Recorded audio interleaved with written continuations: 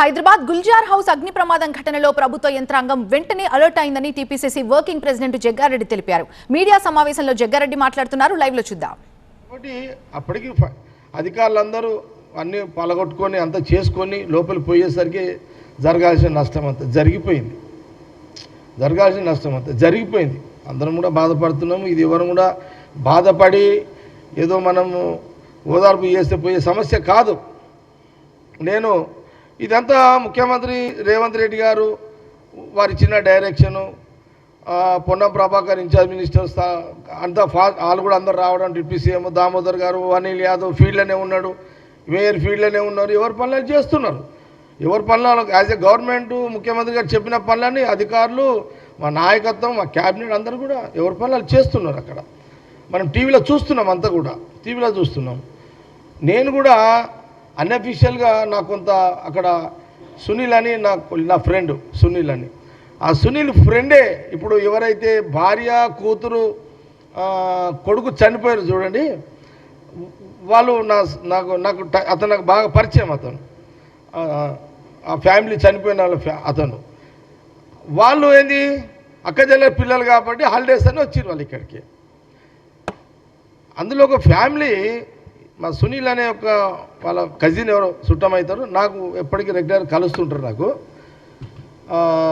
ఆ టైంలో జరిగిన సంఘటనలో ఒక కుటుంబం సంబంధించిన ఎవరైతే మా సునీల్ ఒక బంధువు అంటున్నానో, నాకు సునీల్ అప్పటికి విషయం చెప్పాడు, అన్న ఇది చాలా జరిగిపోయింది, ఇక ఎవరు ఏం చేయలేరు దీంట్లో, ఇక అది వాళ్ళు ఎవరు అనుకోలేదు, ఇట్లా షార్ట్ సర్క్యూట్ అవుతుంది, ఇట్లా ఏసీలో వాళ్ళ సిలిండర్ పేలుతుంది, లేకపోతే ఇంకేదో అవుతుంది అని ఊహించేది, ఇదంతా ఇట్లా జరిగిపోయింది. నేను అడిగిన, మరి నీ ఫ్రెండ్ కుటుంబంలో మరి ఏంది అంటే, నా ఫ్రెండ్ వల్ల మా కొలికి వాళ్ళ చుట్టం వల్ల భార్య చనిపోయింది, కూతురు చనిపోయింది, కొడుకు చనిపోయిండు, ఇంకో కూతురు ఉంది అని. ఆ కూతురు అదే రోజు ఇన్సిడెంట్స్ మార్నింగ్ జరిగింది కదా, అదే రోజు 11 గంటలకు ఆమె ఎగ్జామ్ ఉందంట. ఆ ఎగ్జామ్ ఉందని తండ్రి దగ్గరికి వెళ్ళిపోయింది ఆమె. అంటే ఇప్పుడు ఆ కుటుంబంలో ఒక తండ్రి ఒక కూతురు చెప్పుకోవడానికి ఇది జరిగిన విషయాలు. నేను అన్అఫీషియల్గా నేను ఎప్పటికప్పుడు మా సునీల్కి సంబంధించిన బంధువులు ఫ్రెండ్స్ కాబట్టి నేను తెలుసుకుంటున్నా, అది కూడా కొంత చెప్పాలి కాబట్టి చెప్తున్నా. ఇదంతా ఓకే, ఇవన్నీ జరిగినాయి, బ్యాడ్ లక్. ఇక మనము ఎవరం కూడా ఎవరి చేతిలో లేదు అదిగా. ఇదంతా ఇది అసలు 17 మంది కొన్ని సెకండ్లలో నిమిషాల్లో చనిపోవడం అనేది మనం ఇంత ఈజీగా చెప్తున్నామో అంత అది ఒక ప్రాణి అంత ఈజీ మనం చెప్పినంత ఈజీ కాదు. కానీ కొంత బాధ్యత ఉంది కాబట్టి చెప్తున్నాం, మీడియా ద్వారా చెప్పాల్సిన బాధ్యత ఉంది కాబట్టి చెప్తున్నాం. ఓకే, కిషన్ రెడ్డి గారు వచ్చారు, వారు సెంట్రల్ మినిస్టర్, వారికి కూడా బాధ్యత ఉంది, వారు రావాల్సిందే as a representative central minister. వారు వచ్చి ఏం చేయాలంటే అక్కడ పరిస్థితులను వారు చూడాలి. అంటే నేను యాజ్ ఎ సెంట్రల్ మినిస్టర్గా నేను ఏం చేయాలి, ఈ గవర్నమెంట్ అక్కడ పనులు చేస్తుంది, సీఎం గారు రేవంత్ రెడ్డి గారు ఇంటి నుంచి పర్యవేక్షిస్తున్నారు, నేనేం చేయాలి, యాజ్ ఎ సెంట్రల్ మినిస్టర్గా నేనేం చేయాలి. వారు ఏం చేయాలి, ఇమ్మీడియట్లీ సీఎం గారితో కూడా మాట్లాడాలి, లేకపోతే ప్రధానమంత్రి గారితో మాట్లాడాలి. సెంట్రల్ మినిస్టర్గా యాజ్ ఏ సెంట్రల్ గవర్నమెంట్ పరంగా మీరు అక్కడ ఏమేమి చేయాలి మీరు ప్రయత్నం చేసుకోవచ్చు. యాజ్ ఎ డెమోక్రసీ మీరు మీ వంతు మీరు చేయొచ్చు. కానీ వారు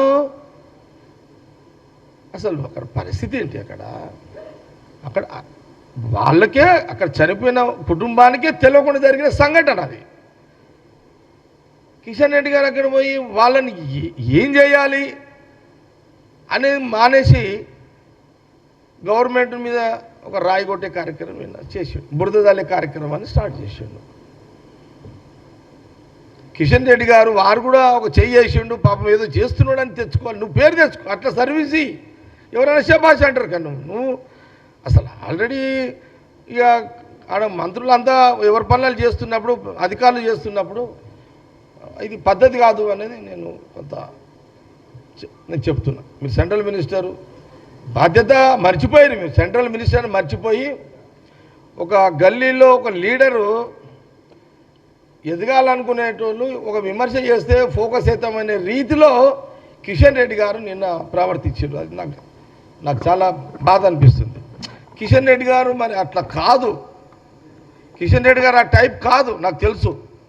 వారు మరి ఇట్లాంటి రాజకీయాలు చేయరు కిషన్ రెడ్డి గారు. నాకంటే చాలా సీనియర్, నాకు బాగా అనుభవం ఉంది వారితోటి. మరి ఎందుకు మరి ఆయన నిన్న ఏ మూడ్లు ఉన్నాడో, మరి ఏ టైం ఉందో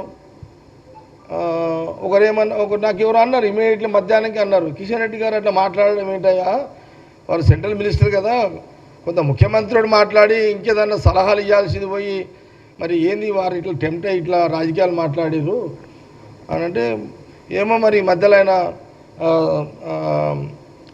ఈ మధ్యలో కిషన్ రెడ్డి గారు కొంత డిస్టర్బెన్స్ ఉన్నాడు, బహుశా ఆయన కేటీఆర్ కూడా ఏమైనా చెప్పి పంపించి ఇట్లా మాట్లాడని చెప్పిండేమో అని ఒకరు అన్నారు. అదేంటి అన్న నేను, అది ఆయన బీజేపీ సెంట్రల్ మినిస్టర్ కదా, కేటీఆర్ గారు చెప్పడం ఏంది, వారి డైరెక్షన్ కిషన్ రెడ్డి గారు పాటించడం ఏంది, ఇదే కొత్తగా వింటున్నా నేను మధ్యాహ్నం పూట అని నేను అన్నా ఆ వ్యక్తితోటి. నేను కూడా ఆశ్చర్యపోయినా, అదే బీజేపీ అధ్యక్షుడు సెంట్రల్ మినిస్టరు మోడీ గారు చెప్తే ఆయనకు మోడీ భాష కానీ కేటీఆర్ భాష ఎట్లయితాడు, ఇది ఎక్కడ విడ్డూరమైన రాజకీయాలు, ఇదంతా విచిత్రంగా ఉంది తెలంగాణ రాజకీయాల్లో. నేను అతనితో అన్నా, ఆ వ్యక్తితో అన్నా, అట్లా అన్నా, ఏమన్నా అట్లా కన్ఫ్యూజ్ ఉంది పరిస్థితి, అందుకే ఆయన కిషన్ రెడ్డి గారు అట్లా మాట్లాడారు, నేను కూడా టెన్షన్లో ఉన్నా, అట్లా ఎందుకు మాట్లాడిండు అని ఆయన అన్నాడు నాతోటి.